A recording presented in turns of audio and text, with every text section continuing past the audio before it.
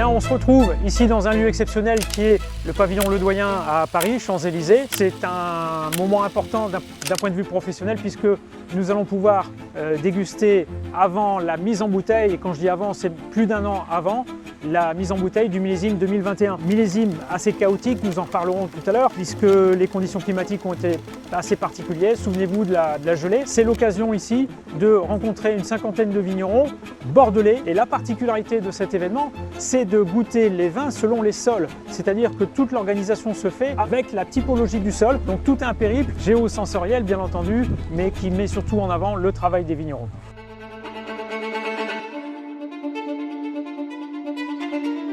Alors c'est quoi une dégustation des Bordeaux primeurs? C'est la première opportunité de l'année pour découvrir, déguster, analyser de façon précoce et avant tout le monde le vin nouveau issu de la dernière vendange. Ce vin ne pourra être embouteillé qu'après ses 12 ou 18 mois d'élevage en barrique, période cruciale pendant laquelle il va s'affiner, il va terminer lentement son dégazage et déposer ses micro-impuretés tout au long de ce repos, on va dire méditatif. C'est également une éducation au temps avant d'être mis en sommeil pour sa longue vie en bouteille. Alors, qui peut participer à la dégustation des vins primeurs en Bordeaux?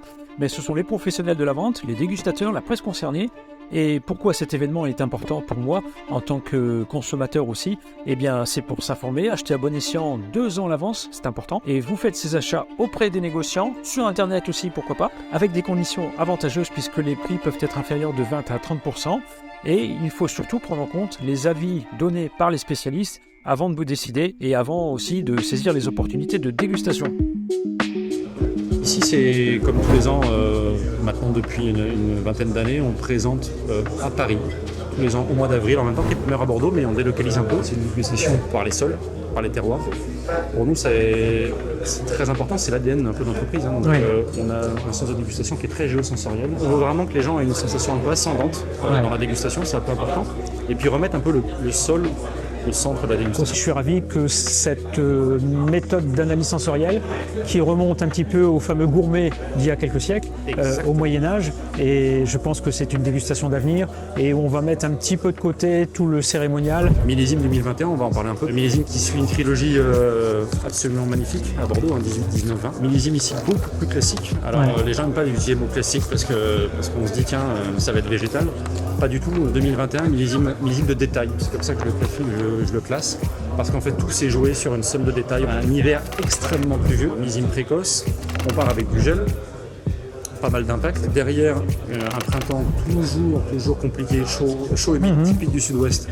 Grosse pression de milieu, très compliqué, avec l'humidité maintenant qui sont passés en biodynamie, donc une lutte qui est intense. Et un mois de septembre, je dirais un peu bordelais, dans le sens où on a eu un petit déséquilibre de pluie sur l'équinoxe, on a l'habitude. 15 premiers jours d'octobre, absolument magnifique, qui a permis d'ailleurs pour les Sauternes de faire un dernier très bel tri. Ah, ça, j'avais besoin de l'info justement. Derrière la saison assez classique pour Bordeaux, qui privilégie les cépages tardifs, là, donc des beaux Cabernet Sauvignon, des beaux Cabernet Franc tardifs et des Merlots sur les plateaux argilo-calcaires principalement et les Hautes-Coteaux. Bah écoute, merci pour toutes ces précisions. Puis maintenant, nous, on va faire notre petit cheminement. Merci, à tout à l'heure.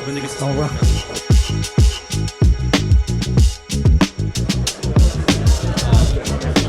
Bonjour madame. Je profite que vous êtes encore disponible. J'ai quelques repères sur Pavie-Maquin par rapport à son altitude, par rapport à un terroir qui a beaucoup d'argile et surtout qui est entre guillemets le berceau vinification de Stéphane de Renoncourt. Hein, c'est bien ça, hein, ok. Bon, en tout cas, un superbe fruit, plutôt le côté franc, fruits rouges, plutôt les baies de fruits rouges, et puis un petit air de violette, on dirait aussi. On s'attend à quelque chose d'assez riche, d'assez dense à cause des argiles, et au contraire, on a l'impression que ces argiles sont allégées, quoi. Sont allégées. En fait, c'est un vin qui est très puissant de par ses argiles rouges et très compactes. Et depuis plusieurs années, on a vraiment levé le pied sur les extractions. Donc là, on essaye d'avoir quelque chose de plus élégant et plus aérien. Donc, si vous le ressentez comme ça, c'est que l'objectif est atteint. Je m'attendais à ce que ça soit plus riche, plus charnu, et c'est pas le cas. C'est pas le cas.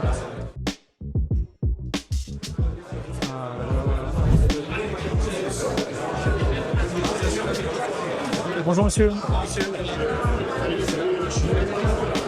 C'est plutôt floral que sur la pulpe de fruits, ce qui est quand même sympathique. Je suis étonné que on ne soit pas sur un sol qui s'affirme sur les argiles, ni sur les calcaires. On a l'impression que c'est sphérique, que c'est allégé. Ça se goûte quand même bien, malgré la... Là, par contre, la sensation d'être un petit peu plus généreux. En tout cas, c'est solaire. Hein. C'est solaire. Waouh, la trame est là, quoi. Je veux dire, je pense que c'est taillé pour un bel avenir. Ouais, bravo. Bien, bah écoutez, voilà, la dégustation se termine. En fait, c'est plutôt une après-midi de dégustation. La qualité du millésime 2021, bah écoutez, si vous entendez que le millésime était difficile parce que ça avait gelé, parce que les équilibres n'étaient pas forcément à la hauteur des années précédentes, etc. N'écoutez rien de cela parce que millésime 2021, c'est un millésime assez incroyable. Tout ça n'était pas annonciateur d'un grand millésime et puis en fin de compte très vite ça s'est rattrapé, les maturités se sont faites lentement mais jusqu'au bout, l'arrière-saison était très très belle aussi, les raisins ont une maturité incroyable, des beaux équilibres avec la particularité quand même c'est que les degrés alcooliques sont moins élevés que ces millésimes de réchauffement climatique, donc ça pour le consommateur c'est important de le préciser, la fraîcheur est là, le respect aussi de ce que peut apporter le sol à la qualité de ces vins, on a des rapports qualité-prix aussi qui sont bluffants, une qualité haut de gamme, je pense à Pain Beau Soleil, je pense à Malescas, je pense à un niveau supérieur, les Carmo Brion qui est assez exceptionnel, et puis plein d'autres choses,